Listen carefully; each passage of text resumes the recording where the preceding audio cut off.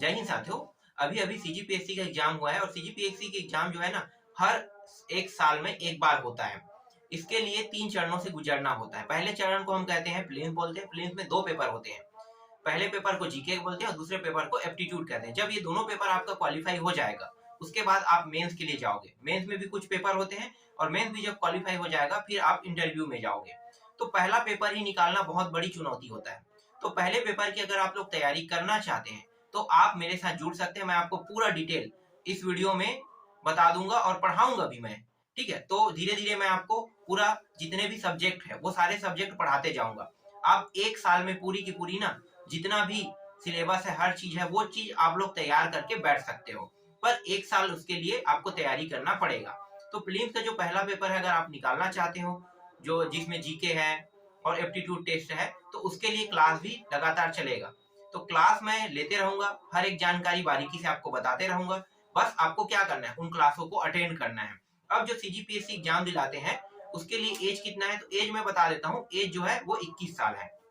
21 साल से नीचे के व्यक्ति एग्जाम के लिए आवेदन नहीं कर सकते हैं, उससे ऊपर ही करेंगे। तो 21 साल दिया हुआ है। और क्वालिफिकेशन क्या होगा, क्वालिफिकेशन ग्रेजुएशन होगा।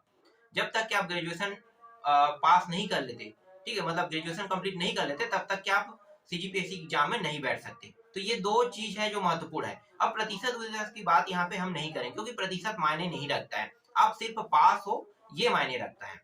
हाँ, ऐसा भी होता है कि आप रनिंग में हो ना, फाइनल ईयर में, तो भी आप सीजीपीएससी एग्जाम दिला सकते हो, लेकिन आपको 21 साल पार करना होगा।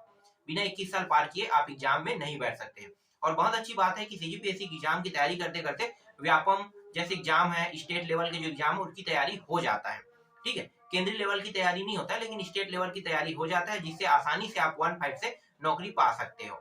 तो आपको जब भी तैयारी करना है ना, तो आप तैयारी करो सीजीपीएससी की। सीजीपीएससी की तैयारी करने से आपका जो 1-5 एग्जाम है वो आसानी से क्लियर हो जाएगा, क्योंकि सीजीपीएससी में आपको पूरा बेस पढ़ना पड़ेगा। और जैसे ही बेस पढ़ोगे तो आप आसानी से ना उन एग्जामों की भी तैयारी कर पाओगे जो 1-5 एग्जाम होता है। तो 1-5 एग्जाम अभी कुछ समय से बंद है।